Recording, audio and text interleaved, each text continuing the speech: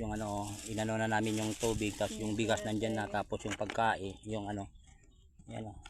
Yan mo na. Pati ito, ibigay na sa kanya ito, mami. Oo, para may lagayan. Oh, yan o, yan mo na, oh. Oh, ibigay mo na, i-ano mo na, pagsamasamahin mo na lahat, pati yung ano, ito na. Ang pagsamasamahin mo na. Oh, mami, oh. Oh, sinigahan.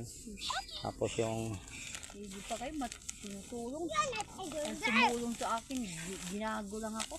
oh, ayan. Sabi ko may igi pa ibang tao. Dito yung ulam ha. Kaysa sa tiyahan. Yan o, binalot ni Mrs. yung ulam mo. So, ano lang Ate Malo, panalangin lang tayo. So ano, pasalamat lang sa ano. Panalangin ako. Sabi ko sana pag, kuya panalangin ko, sana pag itong taon bagyuhin, sana mauna ang Masbate.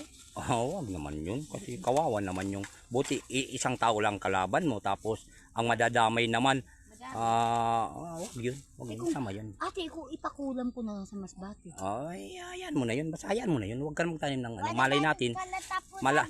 Malay natin marami makapanood nito. Mayroon pa sa iyo tumulong. Oo. Mayroon pa sa iyo tumulong. Yung pira lang yan. Tandaan mo, pero dasal ka lang kay Papa. Kasi ngayon sa totoo lang, hindi naman ako Sino nagdala sa akin dito? Si Papa God. Hindi naman hindi naman sa si Papa God ang nagano sa akin.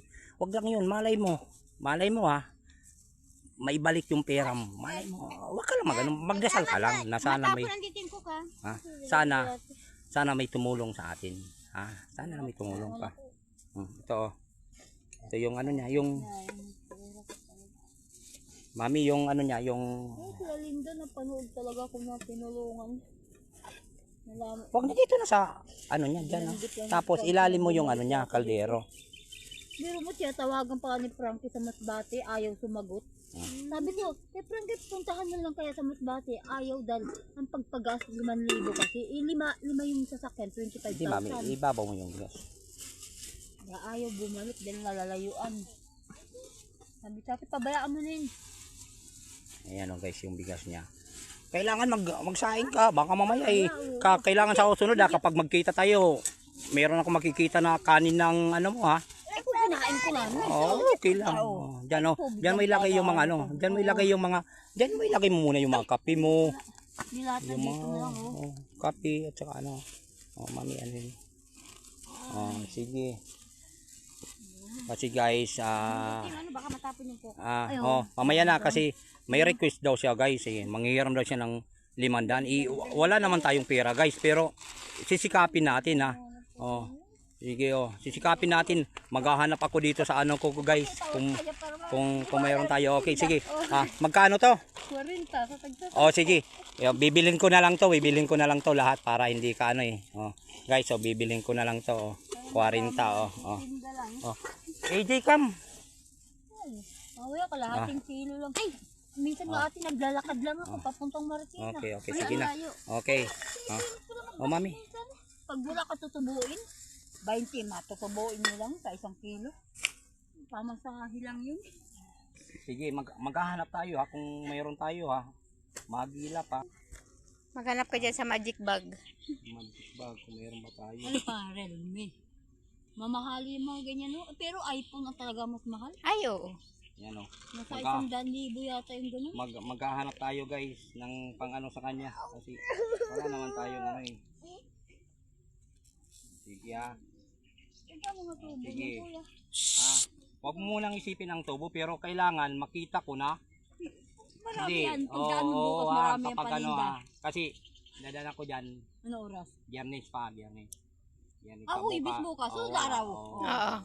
So, guys, ito guys,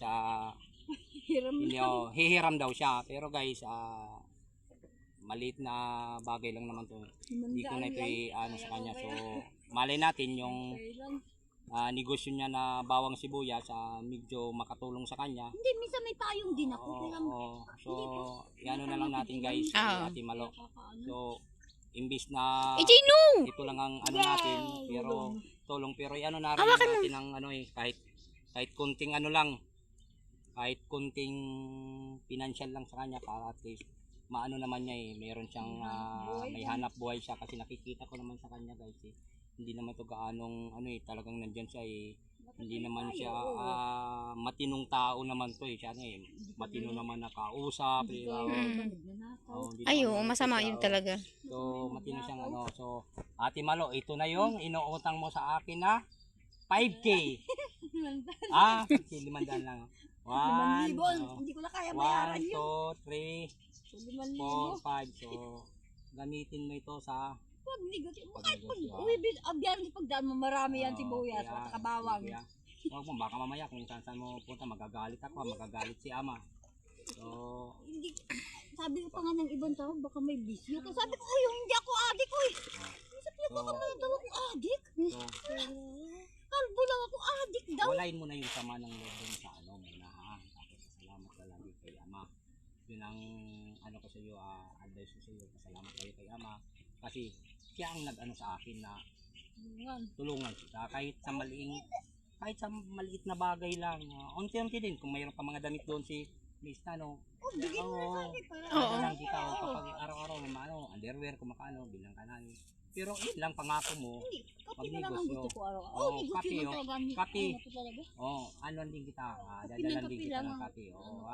So sa susunod, di ba mayroon ka ng kaldero. Kung malay mo, bumili ako ng takore para at least. Ay, nakakainin na kaya tinindang init ko. Okay. Nagbibigay na may init ko. Bigyan na kaya lang kasi ang wala sa akin. Kaya hindi.